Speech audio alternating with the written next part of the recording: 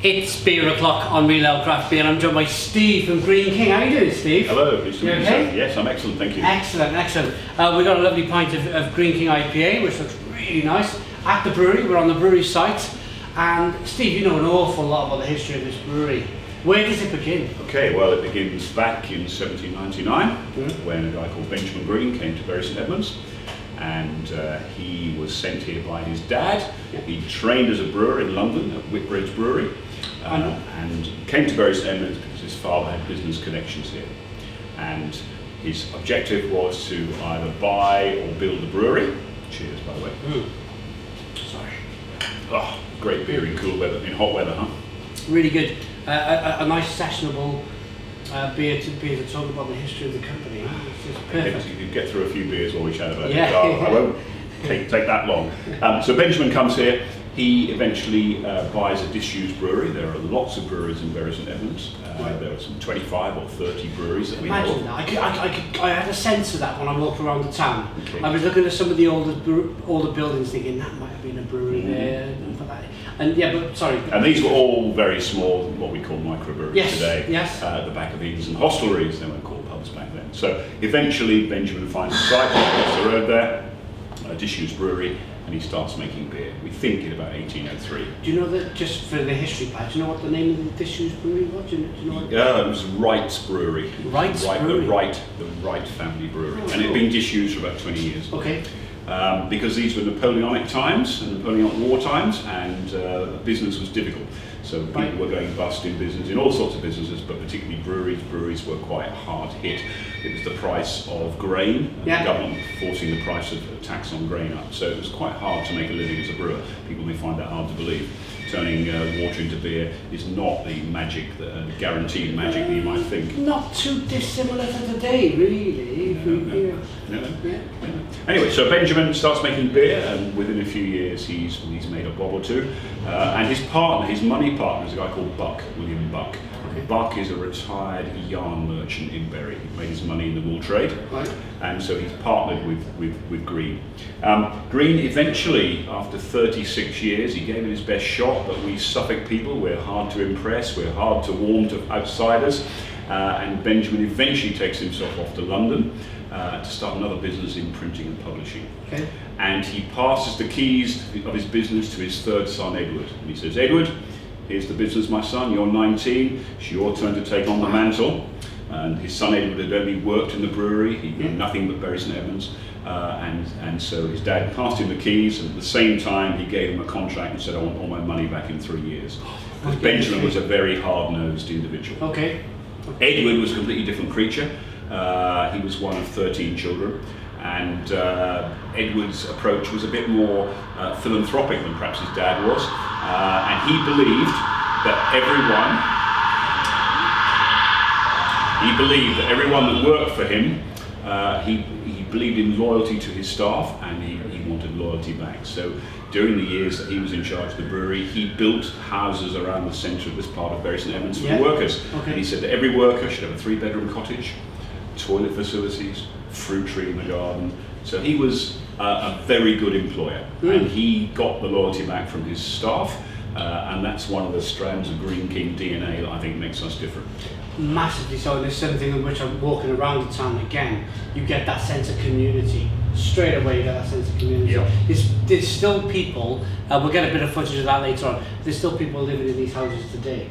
Greene King employees working. Which is, Greene King employees, which is terrific. Yeah. Terrific. And Suffolk is it was a bit out of the way, a bit one hall, but we have people now that have travelled. When I first came to Bury to join Greene King, there were many people in Bury St Edmunds that had never been to London. I mean, we're only talking 30 odd years ago, and we're a tight-knit community here. So Edward continued the business for about 30 years on his own. He was competing with these other small backstreet brewers who hadn't been trained like he had and his dad. And then Mr. King turned up, the other part of Greene King. So Frederick King turns up in 1867, and he comes to Bury because he marries the maltster's daughter. Right. The only reason he comes here is for that. He wasn't a brewer, and he starts making malt for his father-in-law in St Mary's Square, which is just 100 yards that way. He's selling the malt to Edward, And he's a bit like Benjamin, he's a bit sharper than Edward probably, and he thinks, well, I'm making the malt, why don't I have a brewery? So he builds a brewery about 100 yards away from Mr. Greene's brewery. And so you've had Greene over there, King over there, about 100 yards apart, or even 100 yards apart. And are the buildings still in situ today? Yeah, absolutely. Yeah, absolutely. Right, okay. You can still see and so it was Greene's Brewery and St Edmund's Brewery was the other one. So they continued making beer for about 20 years. They were the top dogs in Bury. Greene was making beer for the townsfolk, so the beer was probably a bit lighter, both in colour and strength. Right. King was making beer for the farming stock, where he came from, heavier, darker beers for the real workers. Okay, I see. Eventually they merged their businesses in 1887. 3 reasons. One, they were competing for pubs as they came on the market. They were outbidding each other for the same pubs. That wasn't the best thing to do. Secondly, both guys were getting quite old by Victorian standards. Yeah. One was 71, the other was mid-60s. Quite old by then, not today of course, I speak as an old man. And so they wanted to leave something for the next generation. And in the country as a whole, there was something else at play. There was a Whig government, and the Whig government had the temperance movement sitting on their shoulder, whispering that brewing was really bad and they should tax brewers out of business. Yes, so, again, a little bit like today. Yeah, nothing changes. Nothing changes. So the breweries merged in 1887. Many other brewers merged at that time. If you look at the records, people like Guinness, people like William Younger in Scotland, dozens and dozens of family businesses became incorporated. Even in Cardiff, where I'm from, Brains all gobbled up a lot of small breweries and became the #1 dominant brewery in the area.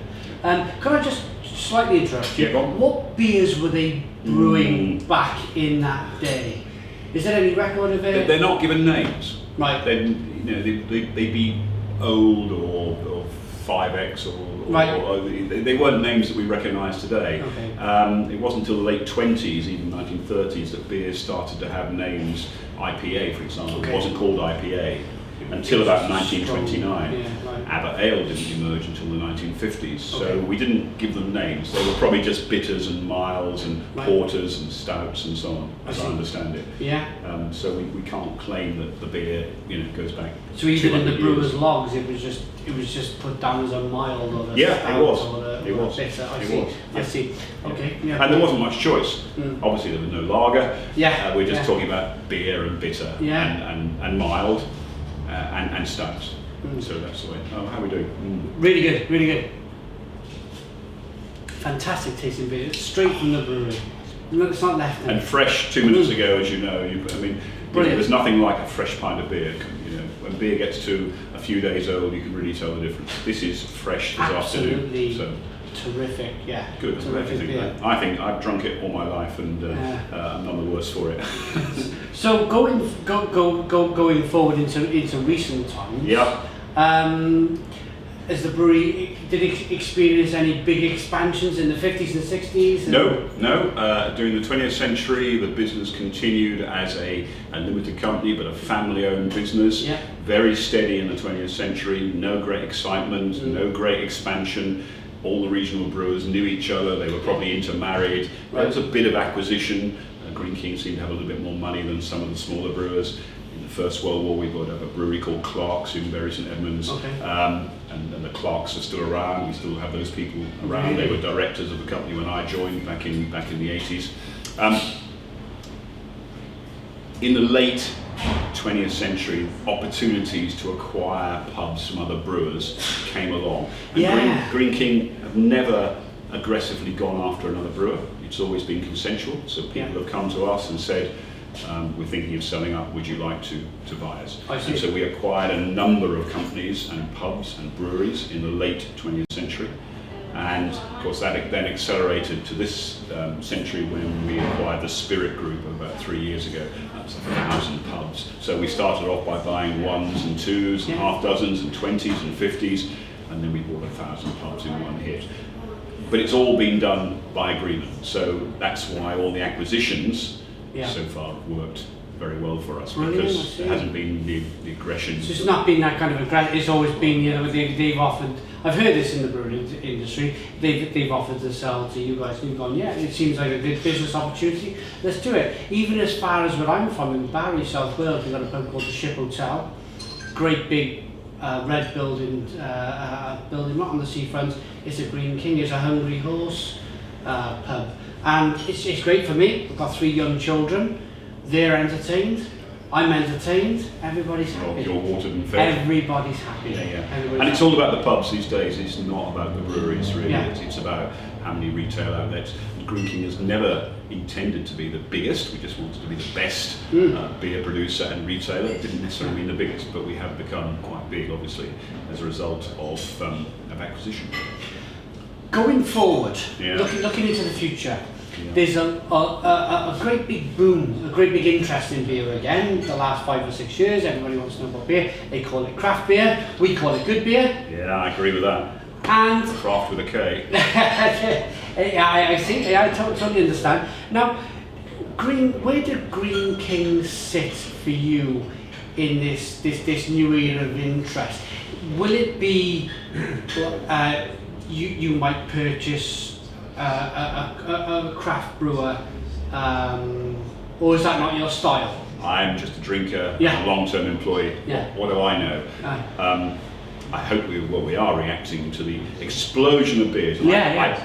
I blame our American friends because in about 2000 they discovered beer. Beer didn't mean lager exclusively. They discovered beer, and there's been an explosion of different flavours and styles, and we've had to respond to that in Europe and in England and Greene King, and we're still responding to that. Yeah. Where beer is going in the next 25, 50 years, I don't know. I'm drinking as much as I can. I'm keeping my end up, but frankly, I can't predict.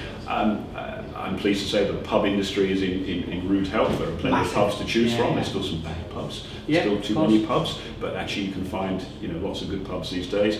And it's not just beer now; it's good food and it's entertainment for the family as well. So the pub has dramatically changed in my lifetime in terms of the offering. Yeah, you're much younger than me, but when I started drinking, if you got a packet of crisps, that was the standard food, and a pickled egg was an absolute treat. But today, pubs give you a much wider choice. Yeah, massively wider choice. If other opportunities come along, I expect Greene King will respond. I think they have to. I think they have to. Yeah, and it'd be interesting to see the evolvement of this wonderful brewery, to see where it goes next. Yeah. Cheers. Cheers. Thank you very much. Pleasure. Thanks for watching. Please comment, please subscribe, give us a big fat thumbs up. Cheers.